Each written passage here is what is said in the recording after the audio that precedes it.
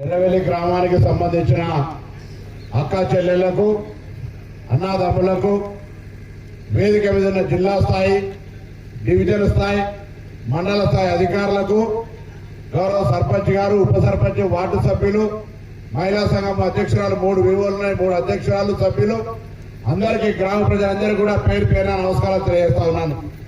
ఈరోజు పల్లెపల్లకు పొన్నమన్న పల్లెపల్లకు ప్రజాపాలన పేరు మీద హుస్నాబాద్ నియోజకవర్గంలో 173 గ్రామాలు ఉన్నాయి।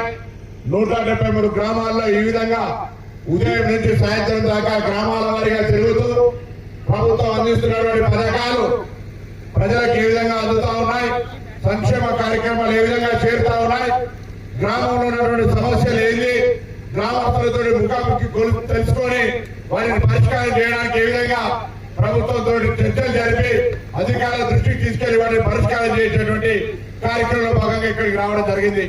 ఈ సందర్భంగా మీ అందరికీ కూడా కొన్ని అంశాలను దయచేసి అధికారులు స్పష్టంగా చెప్తారు। వాటన్నిటిని వినడం ద్వారా ఈ ఊర్లో కొంత మార్పు తెచ్చుకొని ఊరు అన్ని రకాల అభివృద్ధి చెందడానికి 20 అంటే పొద్దున నెంబర్ 1 గా ఉండడానికి మీరంతా కూడా కలిసి ఈ గ్రామ అభివృద్ధికి సహకరించాలని కోరుతా ఉన్నా।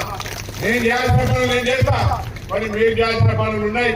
ఇలా వర్షం తక్కువ ఉంది, వర్షం తక్కువ ఉన్నప్పుడు ఒక్కడే వేసుకుంటా పోతుంటే ఇబ్బంది అవుతుంది, భవిష్యత్తులో నీళ్ళు అందించాలని ప్రకృతి కారణంగా వాన తక్కువ ఉంటే ఎవరు కూడా ఏం చేసే పరిస్థితి లేనప్పుడు ఏం చేయాలి, మన భవిష్యత్తులో బతకాలంటే ఏం చేయాలి చెప్తారు। అదేవిధంగా ఇవాళ మన ఆరోగ్యాలు బాగుండాలంటే ఎట్లా, మన బడి బాగుండాలంటే ఎట్లా, మనకు రేషన్ కార్డు ఇస్తా ఉన్నాం, ఏదో ఇందిరామిల్లు ఇస్తా ఉన్నాం, మనకు సంబంధించిన త్రాగునీరు సమస్య అన్ని రకాల అంశాలతో పాటుగా మీ అందరి ఆరోగ్యం బాగుండాలని నేను ఈ ఊరికి 3 సంఘాలకు స్టీల్ బ్యాగ్ ఇచ్చినాం, 2 సంఘాలకు ఇచ్చినాం।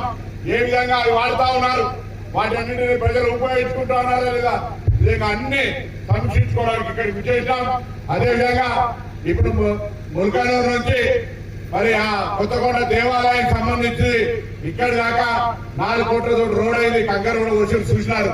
నేను ఇప్పుడే ఆర్ఎండ్బి ఆఫీసర్ అడుగుతా ఉన్నా,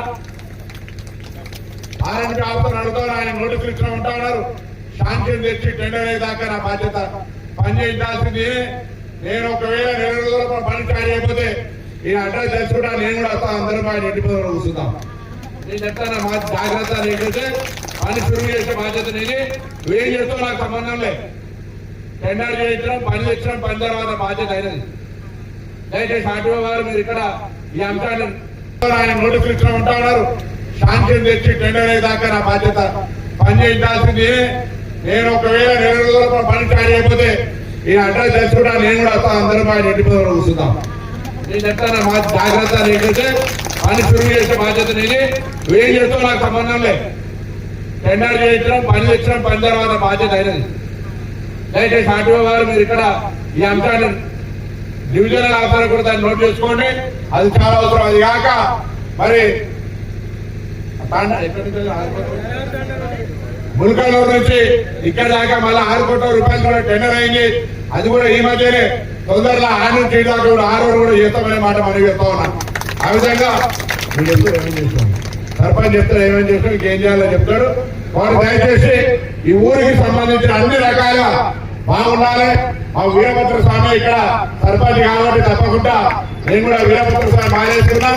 ఈ గ్రామానికి సంబంధించి ప్రత్యేకమైనటువంటి ఆలోచనతో అన్ని కూడా అభివృద్ధి చేద్దామనే మాట మనం చేస్తూ, ముందుగా మరి భూగర్భ జలాలు మనం ఏ విధంగా ఈ యొక్క వర్షాలు లేని అప్పుడు ఉన్న నీళ్ళని ఏ విధంగా వాడుకోవాలో చెప్పే కార్యక్రమాన్ని ప్రారంభించాల్సిందిగా మరి కోరుతా ఉన్నాం।